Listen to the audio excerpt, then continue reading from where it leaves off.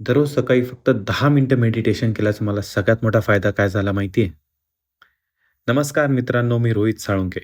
आज माझ्या weight loss जर्नीचा 12वा दिवस. आजच्या दिवसाची सुरुवात 5 बदाम खाऊन झाली.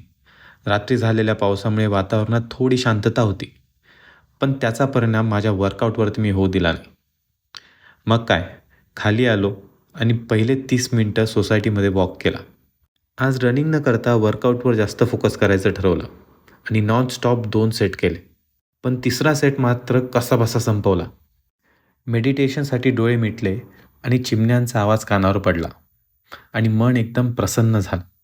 दररोजच्या धावपळीत अशा कित्येक गोष्टी असतात त्यांच्याकडे आपलं दुर्लक्ष होतं आणि 10 मिनिटाच्या मेडिटेशनमध्ये मला त्याच गोष्टी आठवण करून खूप छान वाटतं.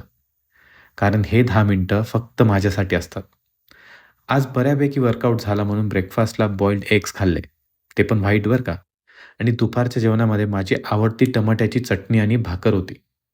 कामाच्या गडबडीत आज जेवायला लेट झालं म्हणून थोडासाच किनोवा राईस खाल्ला आणि त्यानंतर बायकोनी माझ्यासाठी आणलेला प्रोटीन बार मी आवडीने खाल्ला. चला मग भेटूयात पण उद्याच्या व्हिडिओमध्ये. जय श्रीराम.